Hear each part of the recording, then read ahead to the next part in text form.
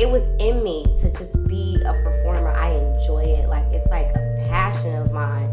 So whether it is singing or dancing or acting or just telling a story in front of people, like, I enjoy it so much. It makes me happy.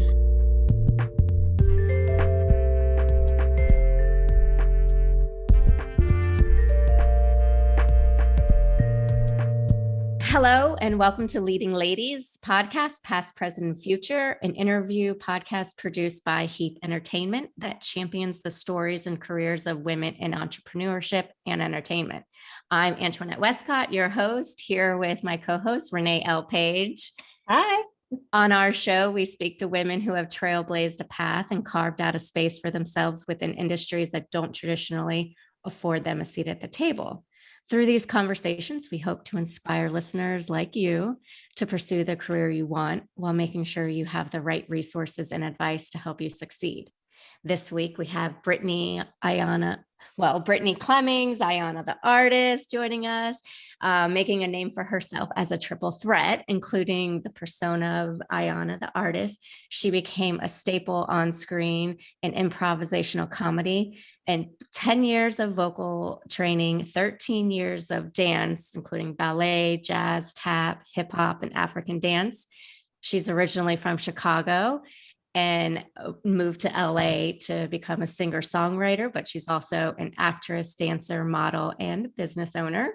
She's more than the triple threat and known for her work on HBO's Insecure and touring with and opening up for Souljah Boy, Mario, and Lloyd. Welcome to our podcast, Ayona the artist. Thank you so much for having me. Yes. Yeah. But I just love what you're doing, Ayona. Well, I can call you Brittney, so I love what you're doing, aka April, my April. So I just love what you're doing. I remember I was looking at one of my favorite shows. Matter of fact, Antoinette is on there. What is this? I'm sorry. It's the Carl Weber's Family Business. Family Business. Antoinette is on there also. And I was looking at it and I saw this girl sexy and everything. I said, that's my April. That's Brittney. And I was like, yes. I was like, yes. Yes. Oh, I love you. Yeah, I love you too. Everything that you do is you just raise the bar. Thank you. Everything that you do. Thank you so much. You welcome. Yeah, that job was really fun. Trey Haley, who is the director on the show, he and I have been longtime friends, and he just called me. He's like, yeah, we really need someone for this scene. We have DC Young Fly. Can you come? So it was really like such a last minute decision, but I really loved that they featured the scene. So I was grateful to be a part of that. Yes. So I loved it. Thank you. Which season was it that you were in? I believe that was season 2, if I'm not. Okay. I think so. Yeah, I think that was season 2 because they already had such like great reviews from BET. So yeah. Yes. Well, what made you want to go into acting since you originally started as a singer?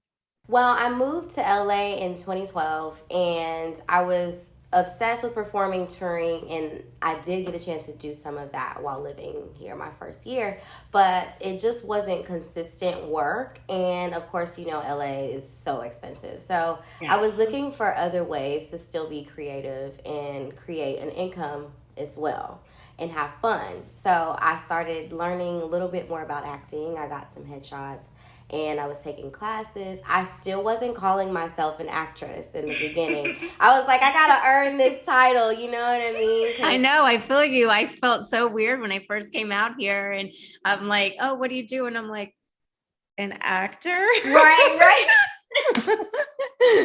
And then now it's like a producer. Right. I love that. But yes. It's like, and you gotta like earn your stripes, and I didn't want to embarrass myself, so I did all the work. I got the pictures, I got the agent, all the stuff that you're supposed to do, and somehow the ripple effect led me to social media stuff, meeting other actors that are also comedians, but then they wanted to take that world into their own hands and create our own content. So here we are. Yeah, I love all the video skits that you do I love on them. Instagram. Thank you so much. Yes. I'm about to order me something to eat. You said you need me? No, I said I'm about to order me something to eat. I love it. I spent hours one day just going through laughing at them all. Yes. You go down a rabbit hole sometimes when you get on YouTube or you get on, and it's like, you go from one video to the next, because, I mean, we do try to keep you, like, locked in because, we love making the content. We love it. So the guy that you use in most of the skits, is he a boyfriend? No, actually, I have not, like, dated any of the guys I've recorded with, but I love romantic comedy skits. We all have been in relationships, so it's super relatable. You've either dated someone where you've been in that situation, or a friend who might have been in that situation. So that's like my favorite focus with comedy is couples and like relationship stuff. It gets me through my 12-hour shift. So yes, I have my AirPods in and I'd be sitting there laughing and people be like, oh, Renee just Renee, because my hair would be over my AirPods and I'd be sitting there and I'll sit my phone a certain way and I'd be sitting there laughing. And it's like, okay, like what's going on with her? So, Renee. So yes, I enjoy the skits. Love them. I love that. Thank you, babe. You're welcome. Antoinette. Yeah. So we want to empower like the next generation of, because you're a business owner on top of, your artist and everything. Like what would you tell yourself if you were just starting out, if you could go back, when you first moved to LA, like a piece of advice that you wish you knew now that would have helped you just? I would say, this is something that I've never wanted to stray away from. My first job when I got here was to find a church home. So I would say making sure that God is just there, like across the board. That has to be the case.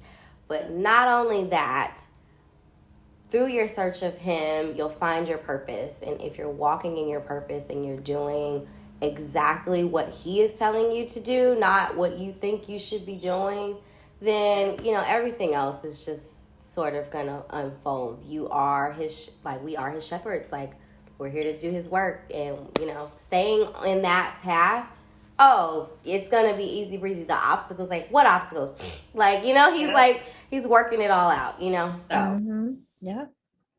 So yes. Speaking of purpose, like what's your why? Like what gets you up in the morning to do what you do? This is gonna sound crazy, but I was that kid in front of the TV watching Sister Act, and I knew all the words, I knew all the songs, like I knew What's Love Got to Do with It front to back, like I knew all these like entertainment movies, I knew it. And it was just like I was breathing these characters. Like I would get in front of them. My mom, she's just filming me. She's like, what is this girl doing? So it was in me to just be a performer. I enjoy it. Like it's like a passion of mine. So whether it is singing or dancing or acting or just telling a story in front of people, like I enjoy it so much. It makes me happy. Yeah. Yes. Yeah. Well, did you know about the Mickey Mouse Club? Like, I wish I knew about it, because why didn't I get to try out for it? I could have been there with Brittney and Justin and everyone. I'm actually grateful that I got to the industry when I did, because they seem a little burnt out about it now. And you know what I mean?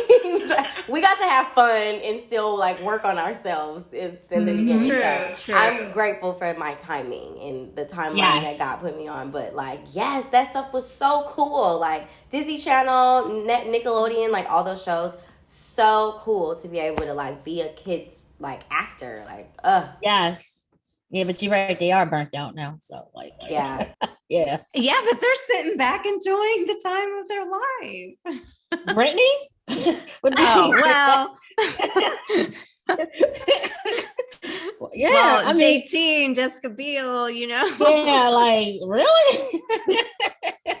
Like, really? Brittney just can spend her money buying a sandwich now. She just... so I'm just saying, because I remember years ago when I came to California. I was in Northern California, and I had the pleasure of working with Brittney's cousin, Melissa Spears. Oh, wow. So I remember we were working, and she was like, "Oh yeah, we're pissed as a family." I was like, "Why?" She's like, "Because we got Brittney where she needed to go." I was like, "Oh, really?" So I believe her dad is married to Brittney's mother, or her mother is whatever it was. Because she was like, "Yeah, my mom was just playing cards with Brittney's dad tonight." So I had the pleasure of working with Melissa. So I was like, okay, interesting.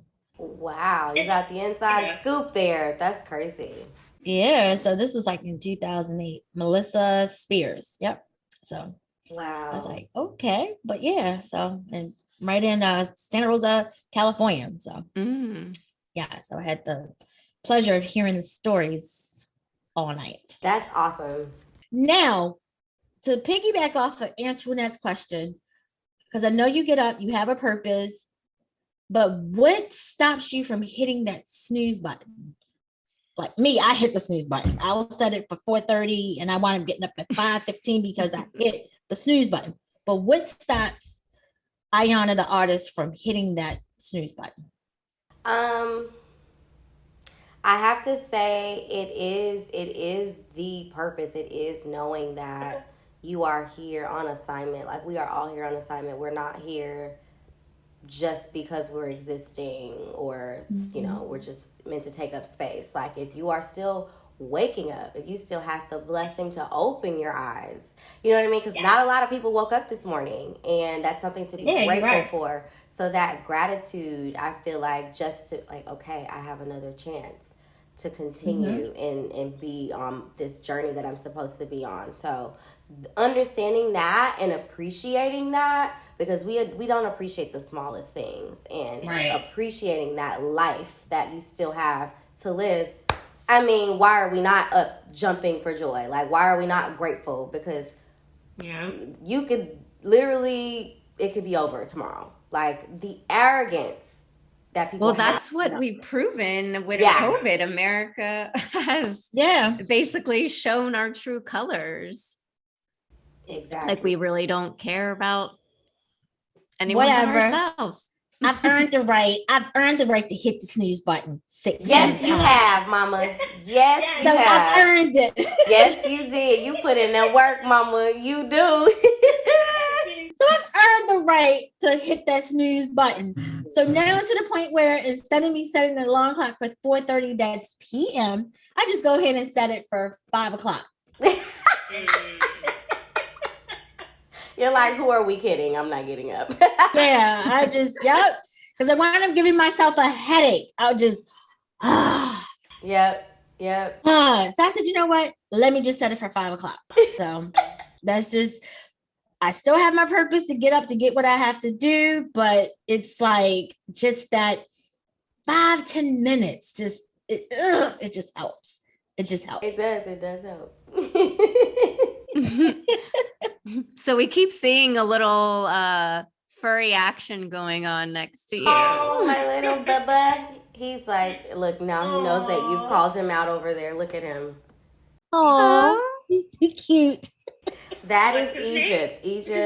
Egypt, like the country. Oh, okay. Oh, how cool. Yeah, I'm obsessed with Egyptian culture. If you saw like my house, the table is like, it's like a sphinx kind of sitting on a sphinx. I'm obsessed. Ooh, wow. That sounds beautiful. Yeah, I've been. Are we able to see it? Oh yeah, let me see if I can turn this around. Oh, and you like blue as well. Oh, wait, let me see. That's gorgeous. Thank you. Yeah, I'm obsessed.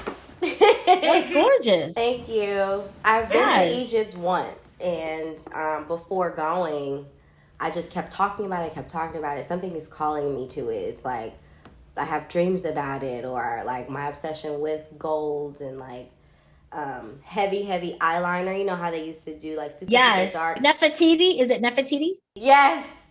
Okay. Yeah, I was just obsessed. Even like this little short kind of. Yeah, because it's a little short, because yours is usually to your butt. So. Yeah, I wanted to get more of a little Egyptian vibe kind of going on. I like it. What's the inspiration from that? Yeah. I really wanted to try something different. I am always with this long hair down to my butt, and I feel like that character or that energy, it does give very Jessica Rabbit. It gives like that va va voom. But I really wanted to have some fun. I'm like, switch it up. I see the Jessica Rabbit. Yes. Totally. Yes. Especially with the hair flip.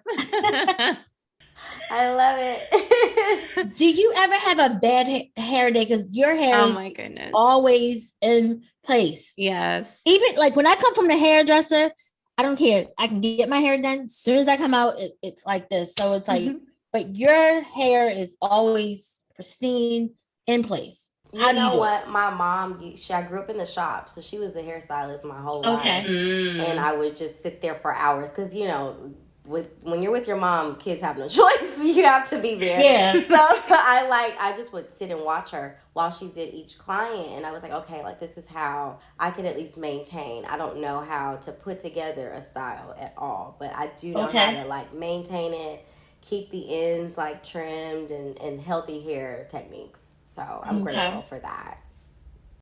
And you and your mom was just so close. I had our composer that was composing Gritty, and I remember you and your mom. He was saying that his name is Rob. He said, "Oh my goodness," he said, Brittney and her mom came to my home because you were doing some recording. He was like, them two are just inseparable. So his name is Rob Diggy. He was like, they were just so inseparable. So he said Brittney was listening to the music. He said she looked over at her mom. If her mom liked it, she got the affirmation. But he just said, his name was Rob Diggy. He said your mom was such your inspiration that he said just sitting, he said, it was like if she was happy, you were happy, she was happy. It was just that y'all relationship. And I was like, yes. It's so true. It is so true. Like I'm obsessed with my mom. She was amazing. And for those who don't know, my mom, she passed away in November of 2020. And I love talking about her, so I'm so happy you brought her up. Yes, because I knew how close to talk about her, but I love her so much, and she was my best friend. She was dealing with a thyroid issue. She had a hyperactive thyroid, and so she went to get it removed. There was some complications with the recovery after surgery, and she ended up going into cardiac arrest. So it wasn't a quick thing. It was sudden with the cardiac arrest and her being in a coma, but we did get to sort of like hold on just a little longer, and we tried to pray over her so she would wake up, and unfortunately she didn't, and she transitioned in November of that same year. So how old was she? She was 50. Oh, okay. She just turned 50 right before she passed. So I mean, so young. She was so young, but she was so full of life. And I'm just grateful for the memories we shared, like best friends, for sure. Like if she moved right, I was going left. Like we were like, okay, you got this, I got this. Like we held it down together, a team for sure. Yeah, that's what he said. And it was just funny how he could remember that. And because we was going through it, and looking through, because when you're going through the editing with this the composer, and I remember he was just sitting there because we was on Zoom, and he was like, "Yeah, them two were really, really close." He said, and I was like, "Wow, that just it reminds me of myself and Bria, and then it reminds me of me and my mom." So Bria is like who you played her, and she loves you to death, and she was honored that you played her. But like with my daughter, anything, if something's going on, I'm calling Bria. And what I love about my daughter is she doesn't take my side. If I'm wrong, she'll be like, "No, Mom, you know how you are." It's like, "Oh my God, you're just so dramatic. Oh my God." So she's like, your best critic. Yeah, she is. I always say worst critic, but she's my best critic. Yeah, right. But when she's going through stuff, she'll call me. She was like, "No, I need you to stop what you're doing." Maria, I'm at work. I don't care. I need you to stop. And I have to stop. But we just have that symbiotic relationship. And my mom had it. And I was fortunate when my mom died from stomach cancer. I felt so blessed because she called me and she said, Renee, they gave me 2 weeks to live. And I was able to take care of my mom for 2 weeks. She died 2 weeks on the nose. And that was such a, not that she passed, but for someone to for God to say, you got 2 weeks to live. And for me to be able to take care of my mom. And it's like, I get emotional, and it's like, whenever I go to see my mom's mausoleum, it's funny, it's in Maryland, the leaves start dancing, and it never fails. It doesn't matter what the weather is. It's like the trees start dancing, and it's like this, because she was just such a joy. And it's like, she knows that I'm there.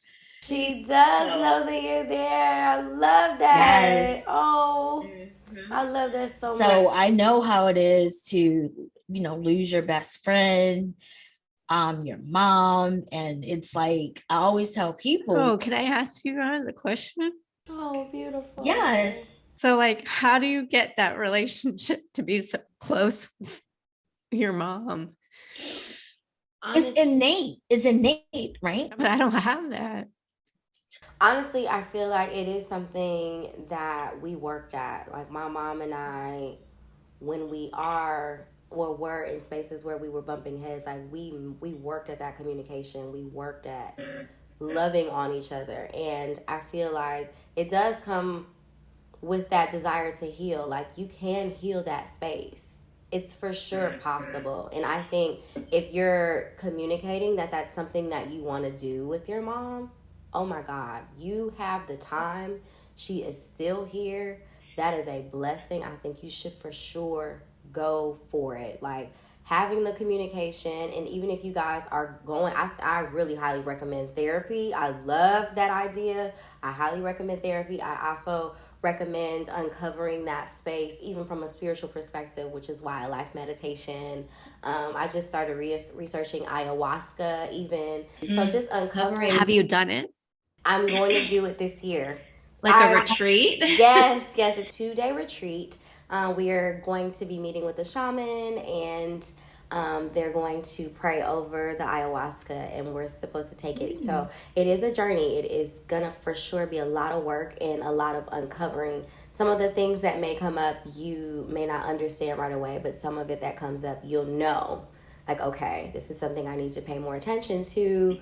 And it's an intense trip. It's more intense than shrooms, more intense than, any of the normal drugs. That's why you need a shaman to kind of guide you from the beginning to the end of it. So I think uncovering stuff, that's how you start the healing. Meditation, that's how you start the healing. Super important. I think you should for sure try it. Are you nervous at all? I am. I'm really nervous, but I'm excited. I'm super excited. Oh my gosh, I'm so nervous. I keep hearing it. You're like another person in my ear talking about it, and I'm like, I don't know. I'm scared.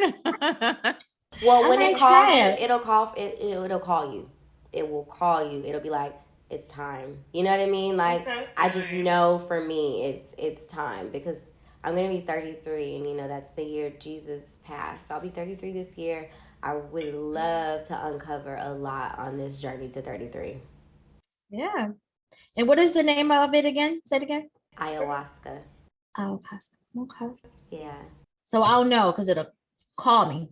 Well, I mean, I feel like the feeling, like she said, she just got one sign from another friend. Here I am talking about it, and I believe in thirds. So if I hear something 3 times. Oh, well, you're the third then, because I had a guest on my cooking show that she's done it like 5 times. And then one of my good friends that I went to Colombia with before I met up with her, she was in Peru and she was doing it. And then I have a friend that did the shrooms recently, and now you're the third that now has said the ayahuasca. So Yeah, this generation is so open about talking about it as well. And there's a documentary on Netflix. If you are open to just kind of seeing what it's about, I believe it's called like The Last Shaman, or okay. it's something like that. But I just watched the whole thing start to finish, and it was perfect for like what I wanted to know and what I was going to have to go through and deal with.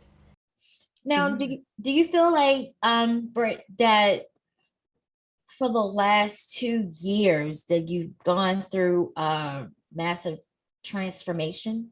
You feel like you went through 100%, 100%. Not only mentally and spiritually, but financially. I remember. Oh, looks like it. Yeah, you look like No.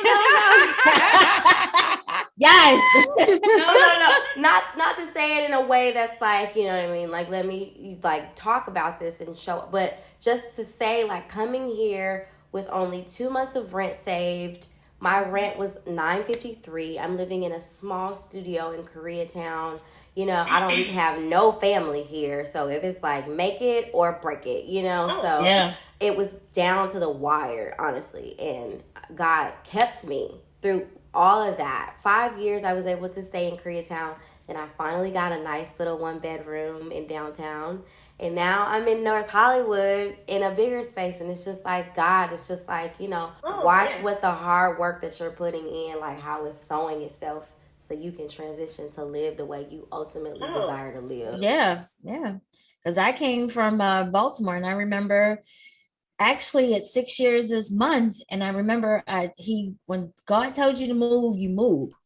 And I remember I had 2 garbage bags of work clothes and stuff that needed to be washed. You know, I wanted to wash folk. He was like, no, go now. And I got on the Beltway, and I drove 3,400 miles from Baltimore to California by myself.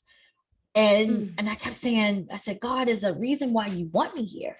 And it was like raining, threats of tornado, going through, you know, just being a female on the road by myself. By yourself.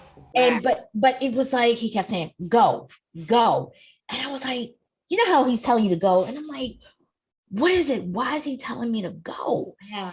And I was afraid being a female, you know, on the road, 2-3 o'clock in the morning. I'm going there with tractor trailers and then the wind and stuff. And then at this point, I had this little tom-tom that said threat of, because I was going through Kansas, straight up 70. And it was saying something about possible, not hurricanes, but tornadoes. I was like, oh my God, imagine 2 o'clock in the morning and you seeing the wind. And I was like, what is going on? I was like, why am I going here? So I said, it's a purpose. So I kept going. And I drove from a Thursday, and I didn't rest until Saturday morning. And I believe it was in New Mexico. And I took like a 6-hour nap. And I never forget when I went to, you know, you had to potty and pee and get your snacks. But I always would fill up once I got to a half a tank. And I looked across the street, was the gas station. It was inconvenient. And he said, go over there and get your gas. And I'm like, I'm not going over there to get my gas. I'm like, I'm going to go straight up, go and get the gas. And I said, I need to go. It was something that told me, even though it was an inconvenience to drive around to get to the gas station, I got my gas. And I never forget, I was like, oh my God. And I just drove. And do you know that I went 400 something miles before I got to the next gas station? Imagine had I not been obedient. Imagine. And wow. That took me Damn. through, I think it was New Mexico or Arizona or whatever. And I remember getting into California, and it got down to E. I said, oh my goodness. And it was 11 o'clock at night. Driving through the desert. Through the desert. And they don't even give you signs that say last gas station for X amount of miles. Like they need to fix the little highways in Florida. We got that like all the way going up, like exit. Here's the gas stations, here's the food, and X amount of miles till, 240 miles to the next gas station. Like that is huge. Nevada, California. Can we get this together? Like, just imagine, but I knew it was a purpose. Imagine it was inconvenient for me to go around. It was on the Beltway. I had to go around and then get back on and go back up this way. And as I kept going, and I said, good thing I was obedient and I listened. Yeah. Yeah. So when now going through my purpose, follow that gut, that instinct. I follow the instinct, even at work, even dealing with things. If I get that gut feeling, I follow it. Yes. And it always leads me to where I need to be. So, it's been a blessing for me being in California. But then also, to be honest with you, ladies, it wasn't about me. It was me blessing other people. Like, I am not an actress. And I met you two on Gritty. And it wasn't about me. It was about you all. So I don't know if me doing Gritty has, and I'm not taking credit but I don't know if that helped propel Brittney to the next phase. If it propelled. Oh my goodness, your performance was amazing. You had me crying over there. So I was like, wow. And then seeing the transition. Yes. I read that script. I was so grateful to audition for that.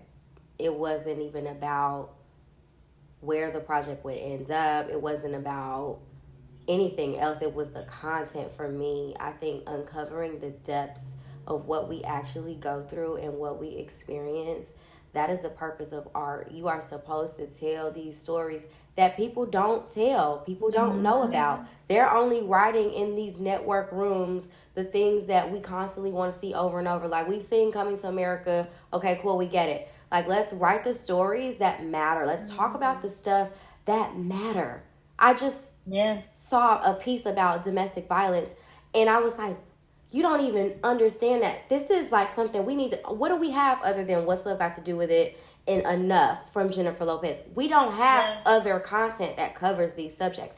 And women are going through this more than you even know. Like the cases that came up for 2020 with domestic violence, it was just like, this is a regular thing, and women are so ashamed to talk about it. Our grandparents taught us to kind of be hush-hush about this. But I think this next generation, they're learning from us, and they're talking up. I was just on set this weekend, and we had a 16-year-old and an 18 and a 19. And the things that they talk about now, it's like they just shut it down, and they're saying what we wanted to. Yes, relentlessly and fearlessly. It's like, these are the stories that need to be told. And so, Renee, you telling that story, oh my God, for you to even write your full story, like, we needed to see this. We need to see the injustice. We need to see how mental illness can come about just from a man being incarcerated. Like, we need to see all of that. We need to see all of it. Yeah. So everyone has mental illness. There's different kinds. Yes. And it's actually, and the thing is, I know with Corey, so like, he loves you. He's like, oh my God, I need to meet her. I was like, you'll meet her one day, but he was so gracious to let me share his story. And then Gritty, the feature, oh my God, it's gonna be off the chain. So I know you gonna do it, mama.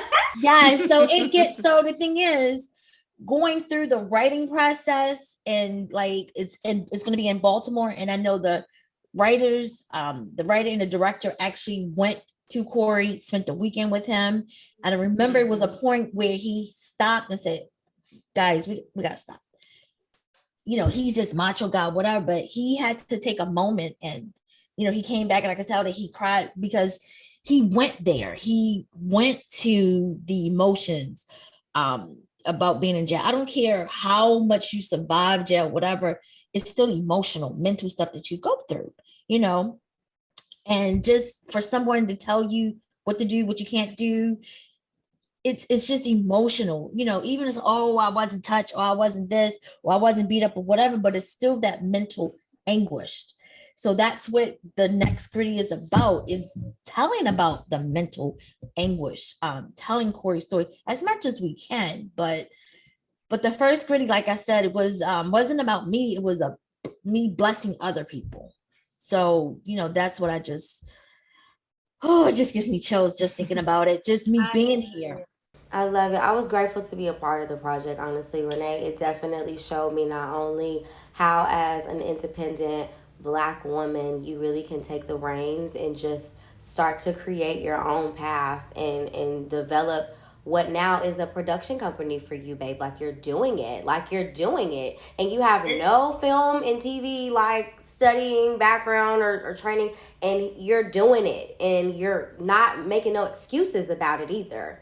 I love it. It's now, let me tell you, it's sometimes that I'm like, and to be honest, again, Brittney, I'm told to do it, because I was going to law school. That was where I wanted to be a nurse attorney, but it's like, no, I want you to go here. This is what I want you to do.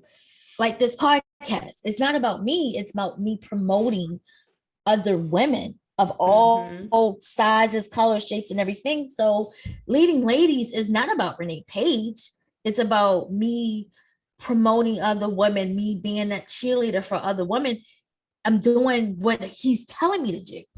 And because I want to be an attorney, but it's like, that's not what I want you to do right now. I want you to bless other women and be a blessing to other women. Amen. And I know that because this all started with Women's History Month. We wanted to do something to empower for women's history. And we're like, how do we do that? And it was like step. And it was like the podcast. This is perfect. So and soon as, and she'll tell you, Leading Ladies, I thought about you first. I was like, but Brittney is probably too busy. Every time you turn around, and then she's on Insecure, she's on this. I said, you know what? I said, I'm going to do it. I said, because he told me to do it. And as soon as I reached out, he was like, yes, I miss you. I love you. Yes. And I was like, yes. Again, because it's not about me, because I remember when we started, Joe, Maria, and all of them was like, you need to be on that, Renee, because you're a lead lady. And I said, no, it's not about me. It's not my time. It's about everybody else. So, I'm just so proud of you, Brittney. You're just breaking down barriers. You're just doing it. For those that are coming after you, it's just, it shows young girls coming after you that you can do it if you put your mind to it. You was this young lady that came from Chicago, and look at you. You're on all these movies. I mean, all these shows, series, Issa Rae, and I know she loves you to death, but it's just. I love her too. Yes. So I'm just, oh my goodness. I just want to cry because I'm just so proud of everything that, like, from even the day that I just met you, I can just see the transition. You were always well poised, always well polished, but now it's like, whoo. You're gonna make her cry? You're the best, Renee. Because I'm so proud, because I'm proud. I'm just really, and it's just that, with all the stuff that is going in the world, do we ever sit there and tell other people how much we're proud of them? Do we ever sit there and say, go for it? A lot of times it's like me. No, it's like, I'm proud of you. I'm proud of Antoinette. I'm just proud of everyone that just, that just come past my life, that I am doing what I'm supposed to do, blessing other people, because like I said, it's not about me at this time. I want to be a nurse attorney, but God is telling me this is what I need to do. I need to tell other women's story. I need to promote other women's story. And it's just, I don't know. I'm sorry. Just. No, don't ever apologize. I mean, I feel like it's all a part of our journey, and it's a part of our healing too. Because the stories that you're telling, like, I feel like that story was so therapeutic. Being able to be in your daughter's role, it was so therapeutic for me to just kind of go through that space. I have so many family members who have been out of. You were saying like your uncle. I know you said your uncle, my dad. My dad is in jail now, and I have so much experience as to what this has done for my other family members. They don't really tell the side of the story of how it affected the people in the home. You know what I mean? Like, how this affects the mom, how this affects the daughter. You know what I mean? Like, we don't really see that side of it. And so for me to say those words of, you don't love mama, like, why are you doing this to her? Like, to scream that out, I felt that, because it was like, you know, you want this person to do good, and you want them to, you know. So everything about the movie, if you guys haven't seen Gritty, you have to check it out. It's gonna be incredible. It's gonna be amazing. I love it. I know now a lot of people love the concept. I'll be honest, and y'all know I'm transparent, and anybody that knows me, but I think the biggest criticism that I've gotten from Gritty was that it wasn't Baltimore. So now the feature will be Baltimore, but it's okay because I got the story out. It was a proof of concept. Right. It was just a preliminary. Yes. So now, guess what? Whoever's going to be in it, they got to be in Baltimore. I know that's right. Yeah, so they got to be in Baltimore. So, you know, that's the only thing, I'm going to say, it's not the criticism I get. Oh, you didn't bring it from Baltimore. You didn't do it in Baltimore, you know. But we've got all the resources out here in LA. We've got everybody. Exactly. You got to check out this show on Netflix, right? It's so crazy because, you know, people, they want to make you feel like you should be hard on yourselves. You got to watch this show. It's called The Movies That Made Us. You can see how Home Alone was made. You can see how Coming to America was made. You can even go back to the Future and Pretty Woman. Okay. And they go through all of these steps because you think that these people just had it all easy and it was like these network stuff. It's like, no. They shot Home Alone in a high school gym. They built a set inside of the deep end of a pool. Oh my God, no way. That's so creative. Exactly. The water that's running down the stairs, it's like we're already in a pool inside of the school gym. So wow. What? Exactly. Nothing in Home Alone was actually shot in the house. Everything was shot in a high school gym in Chicago. Oh my gosh. In a pool. Yeah. So the house, you only see the exterior of it with the snow, and then that's it. So how do you think being from Chicago has like molded you and made you who you are? Yes. Man, that's such a great, like, heavy question. I'm grateful for the Midwest and raising me, because there wasn't this like pretty little gift wrap with a bow on top. It's like, no, you have the real life outside. I am going for an hour and a half to school every day to a conservatory where I study for the arts. So I'm playing piano, saxophone. I'm doing all those dance lessons, those singing lessons and stuff, but I still live in the hood, you know? So I was able to experience both worlds, and I went to diverse schools. Thank you, Jesus. I have so much experience with multicultural, like learning different languages and things like that, but I was still raised in the hood. So being able to understand both worlds, I really do feel like it has made me, it has humbled me. I don't really feel like, you know, there's anything that I'm too good for. Does that make any sense? It does. I like that groundedness that I got from being from Chicago, and the work ethic. Oh, definitely. Mm-hmm. Definitely. I found that because I remember when we was finished shooting, and I was somewhere, and before you left, you was like, you called me, you was like, hey mama, I'm getting ready to leave. I just want to say, I was like, oh my goodness. So we ran, we hugged and everything, but just that just made my night, because even though you were busy, you had stuff to do, you just call and say, I want to see you before I leave because I'm leaving. And you was like right near your car and you came back to see me. I mean, that's just manners. Just, you were raised well. You know, you were just, some people might have just left because I have stuff to do in the morning, but you came back because you just wanted to say goodbye. And like, that just spoke volumes of your upbringing. Just volumes. I just had to add that. And I'm obsessed with you, so that's another little tidbit. We got the love fest going on. I'm so grateful to be here, guys, for real. I'm proud of both of you. Like, definitely. You don't even know what you're doing right now. This is going to be great. When you get your sponsors, when you get, if you know anybody. Seriously, there's so many like brands for women, you know what I mean? Like companies that you believe in and you know, with support, you should definitely get them on board with this. This is incredible. I can remember your first, this is how you can tell how in tune I am with you. Your first sponsor, it was like a tray or something with your picture on it. Remember that? Yes. See, don't I remember? And I remember that was one of your first sponsors that you got. Yes. See, yes. I remember. I love You're the best. You're the best. Thank you. I remember that. And it was just so adorable with you on it. So thank you, Mom.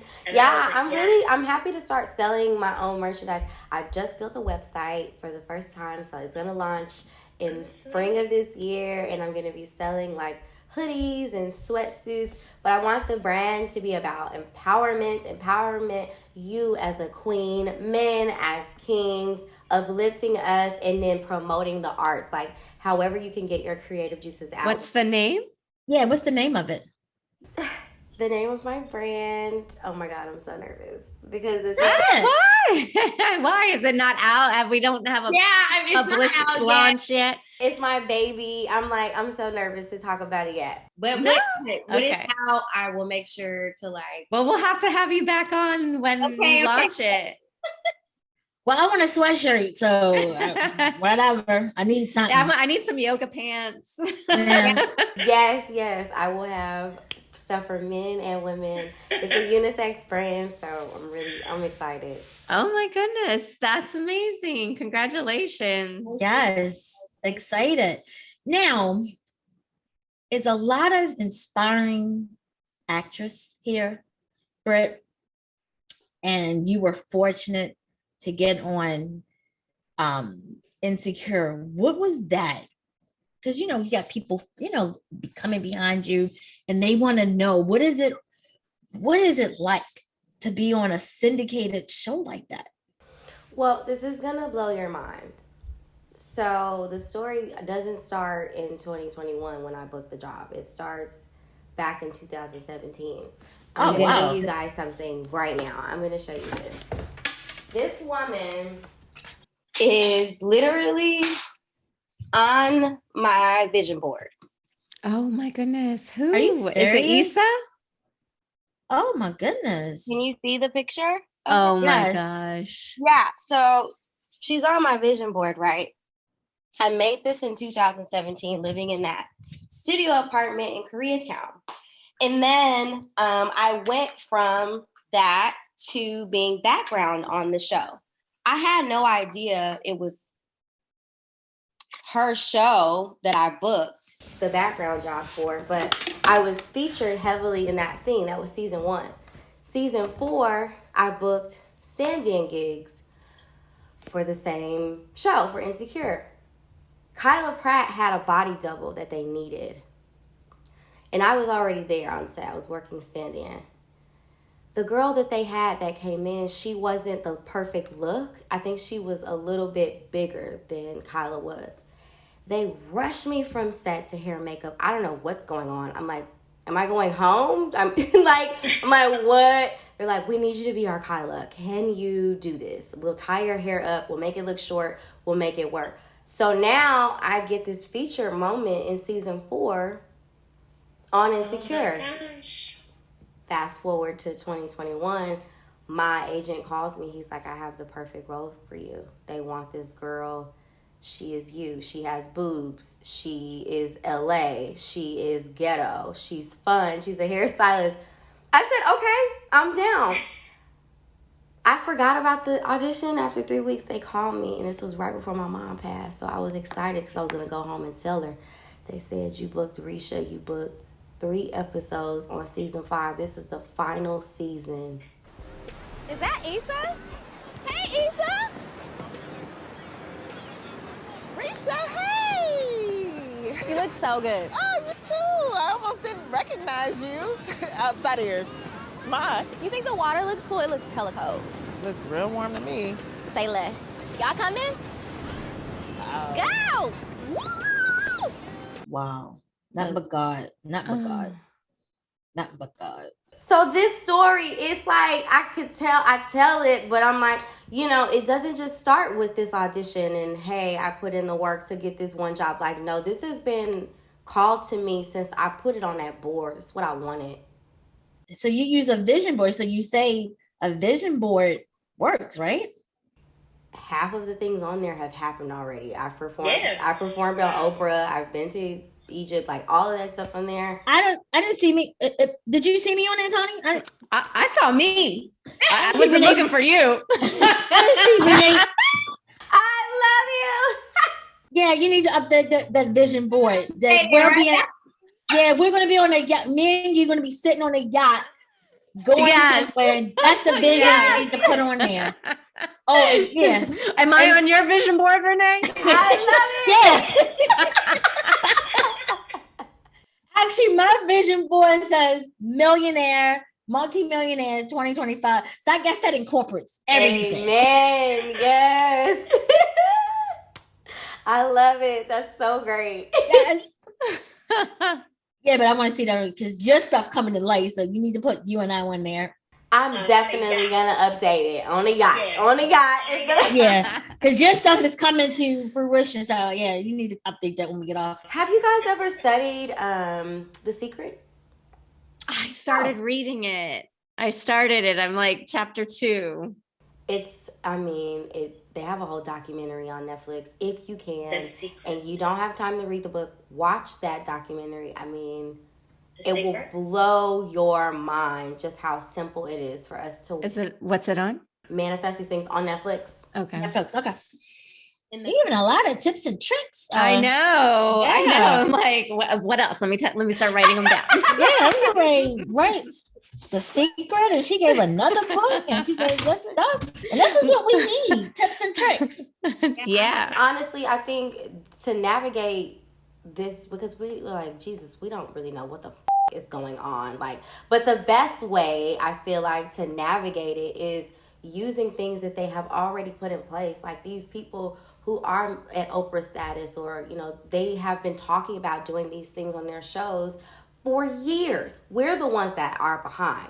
Like the creator of The Secret, Oprah interviewed that lady a long time ago. I don't know if you guys have ever heard of Abraham Hicks. You know what, that name sounds familiar. I'm not sure. Yeah, Abraham Hicks. She's the woman who channels Abraham's voice. And he kind of speaks to her almost like your ancestors kind of talk to you, but she can speak through him. And she went on Oprah's show and she talked about it, but she was the one she's the reason for The Secret. And I mean, the more you start to uncover things about the spiritual realm, you go down this rabbit hole and all these things start to pop up for you. Conversations with people, they put you into like alignment with certain things. And it's just been the most incredible journey. I do implore you guys to just get a little bit into it. Well, and actually, Oprah's our next guest. I know, right? I had to put that out there. I'm joking. I was so excited because I just saw it. Oh my God. I just saw it. You guys, Oprah's on my vision board. Oprah's on her vision board. She's on the next episode. Yo, I had to put that out there. I could imagine her on there. I just saw it. I just envisioned it. I saw you see it. Yes. Okay. It went right through me. Yeah. Yeah. So don't be laughing, Antoinette, because I'm gonna surprise you when she shows up. And I'm gonna be like, Oprah, she didn't think you was gonna come on here. Okay. So I'm gonna think Ayona's coming on again, and it's actually gonna be Oprah. You're gonna do a switch on me. Yep. I'm gonna say she wasn't a believer. I love Oh my goodness. So my goddaughter, one of my goddaughters, my best friend's daughters, her name is Ayona. She's but she spells it Ayyanna, I think. That's so pretty. I've never seen that spelling. She's half Japanese, so she gave her I mean, it's a beautiful name, and I love your spelling. And I've seen a different spelling. So I've seen 3 different spellings of Ayona, and I've only met you and another one in the last 2 years.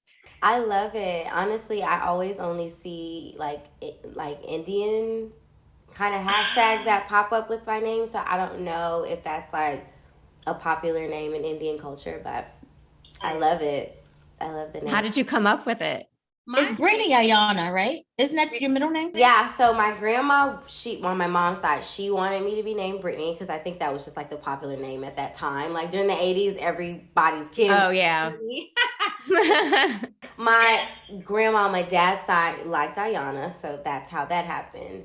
My second middle name is actually Dashe because my dad, his name starts with a D, and his son starts with a D, so he wanted mine to also be, so they just put it in the middle name. And then I took Clemens, which is my dad's last name. So.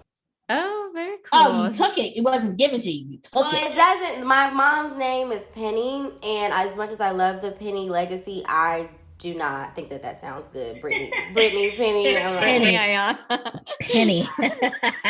Yeah, no, I like Clemens a lot better. Yeah, it has that. Yeah. I love you, Ma. Yeah, I like it too. Yeah. Played nicely. I like it. Yes. Okay. Well, I didn't get to do the opening rapid fire questions. So if I can do them real quick, and then we can kind of wrap up here, unless there's something else, Renee, that you have that you want to hit before I do the rapid fire. She's gonna come back. So when she come back, we got lots more to talk about. Yeah. Okay. So just the first thing that pops to your head. I'll just ask a bunch, like 5 questions. Okay. What's your number one piece of advice for self-care? Ooh. That's such a good one. I shouldn't have started with it. Oh man. Okay. I would say my number one piece of advice is to find the best thing that brings you peace. So some of my girls, they're into retail therapy. That's their piece. Some of my girls, they get their mani-pedis, or they take care of their skin. Just anything that brings you peace and also brings you a little bit of joy. And, going to the beach and journaling, I think, is a great way. I am obsessed with working out, so I got to get my yoga in. It's like a combination of workout and meditation. And, like, however you can get your peace going, like what brings you your joy and your sound of mind and body so you can take on the world when you go outside. Mm-hmm. Yes. Awesome. What's your one best investment you made under $100 in 2021? I'm going to say buying myself the memory card for my cameras. I bought my own camera equipment. I bought my own sound equipment. I bought all my own stuff just so I can shoot higher quality content. So, what kind of camera did you get? A Sony A7. Ooh. Oh, sweet. That's the big girl stuff. Oh my gosh. Congratulations. Thank you so much. I bought 2 of them. So that when people see me, like, especially the men, when they see you pull up with your equipment, they're like, yeah. Yeah. Like, what you know about them cameras, girl? It's so funny. Yes, I love it. We can impress too. Yes, we can. What you working with?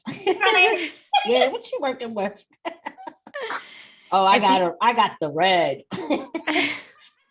One. Right? I got 2. Yes. Yeah. Mm-hmm. Okay. If you could have coffee with one person, who would it be? Oh, man. These are so good. Ooh.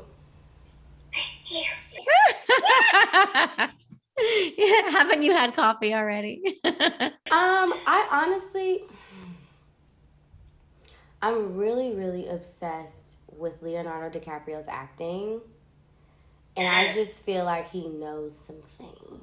He's a Scorpio, so he's like so private, and he's like, you know how Scorpios, they're really like concealed with the emotions and like the things that they know. So if I could have coffee with him and just like pick his brain, I think that would be great. Like maybe I'll unlock a layer of acting that I didn't know. Yeah. Yes. All right, then I'll have coffee with you right after. Yep. And we can dish. Yep. Just bring me some coffee. What's the first thing you do every morning? I kiss my bubs, my little bubs over here. That's the first thing I do. He sleep, right? Yeah, he's had it with me. It was a crazy day of auditions yesterday, so he's like pooped. He looks pooped. Done. What's your favorite book? Oh man, Are you going to say The Secret? I gotta write these questions down. I'm gonna say The Four Agreements. What's that about? Yeah, I gotta write that down. I'm gonna grab it right now, just so you guys can see. It Got a lot of books to read. Yeah. Don Miguel Ruiz, and he calls it the Guide to Personal Freedom.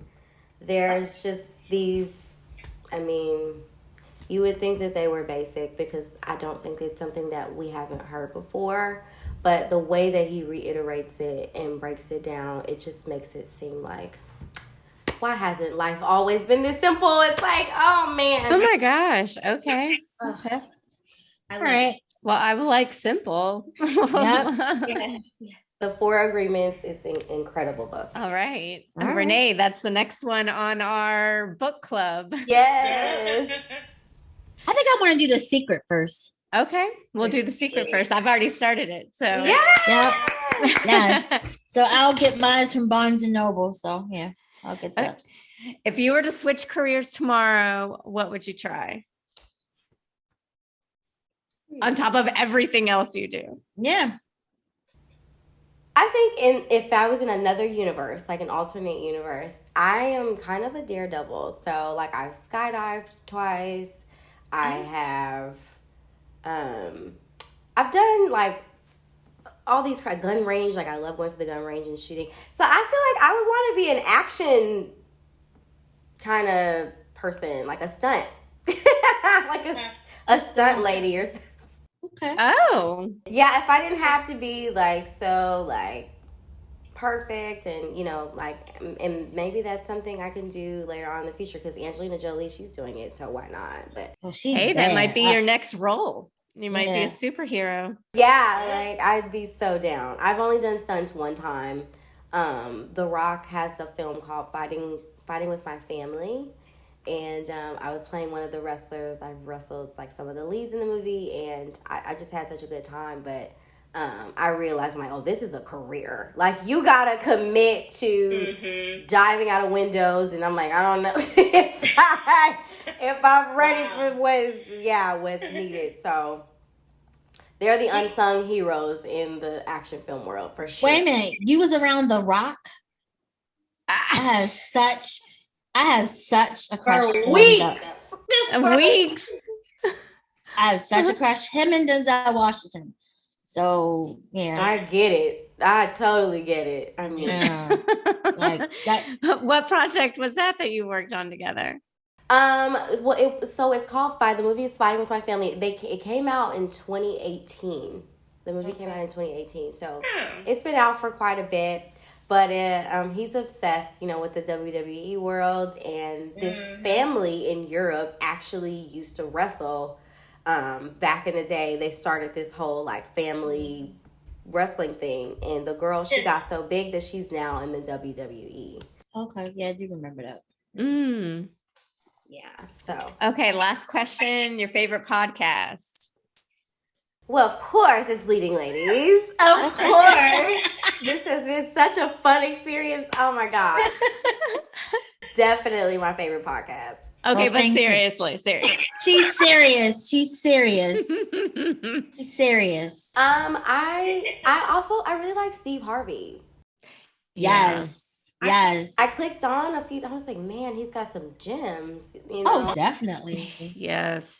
He knows how to deliver a word, and no matter what people's stories have been or the stuff that's written about them in the blogs or the media, a word can come from anybody. A lot of times the people that in the Bible that God used, they were murderers, they were prostitutes, they were people who had pasts. So I was a little skeptical just because it was Steve and the things that you hear in the media, but I was like, it doesn't matter. who it's coming from. If it's a word, it's a word. Yeah. Mm-hmm. Yeah. I can listen to him for hours. Yeah. He just says it to where you hear it. It's like in the gut. Oh. Right. No sugarcoating it. Like it's black coffee, strong. Yeah. Yeah, but he kind of softened up when he was dealing with Monifa about. I mean, I could see his point, but he kind of was like a different Steve, like, because Monifa. What is it, Monifa or Monique? She's from Baltimore, and her thing was like, no, Steve. I'm going to say how it is. And he was like, girl, it's not the time. We need to get this money. You know how Steve talk. Yeah, so I was like, wait a minute, you punking up a little bit, Steve? But yeah. He don't play about that check, honey. He said, yeah, it was evident. I have bills. Yeah. His wife's clothing bill, yeah. Exactly. So, yeah. Let me stop talking crap before you see this, and then I get a phone call. And I'd be like, Steve, and I'd be like, what they said was. No, all you have to say is they gave you the wrong card. Joel gave you the wrong card. Oh, now you got jokes. Joel fed you the wrong line. Yeah, I'd be like, Joel gave me the wrong cue card, and it wasn't supposed to be you, Steve. Look, we sit here laughing, cracking jokes, but he never know. Hey, Women's History Month. He can come on too, right after Oprah. I'm giving him your phone number. I love it.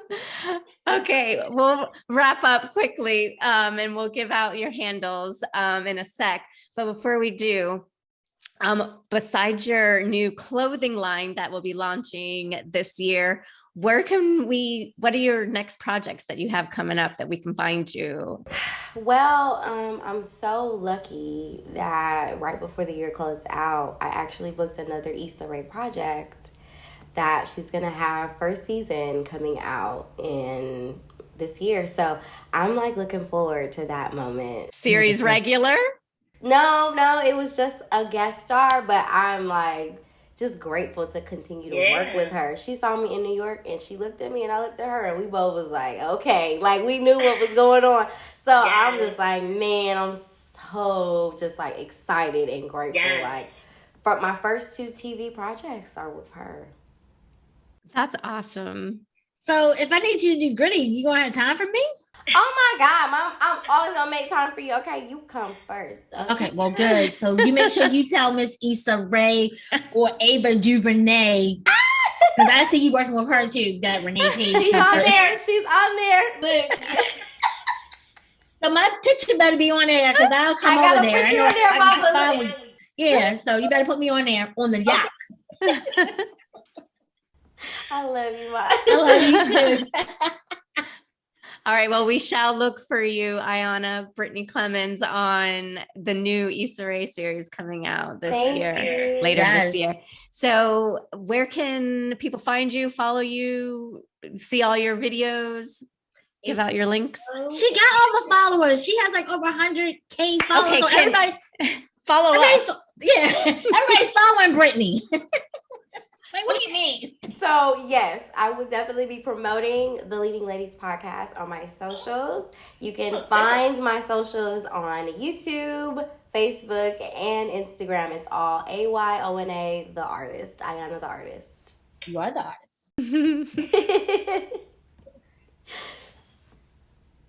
All right. And you can find Leading Ladies on Spotify, Apple, or wherever you find your podcast. And thank you all for tuning in to this week's episode. For more of our content, you can follow us on our social media at HeepEnt. That's HeepEnt. And if you have feedback, questions, suggestions, collab pitches, or you want to be a sponsor or anything you want to tell us, you can reach out to our team at heepent@gmail.com, HeepEnt@gmail.com. Until next time, stay tuned. Thank you, Ayona, the artist. Thank you for having me. Love you guys so much. Love you too.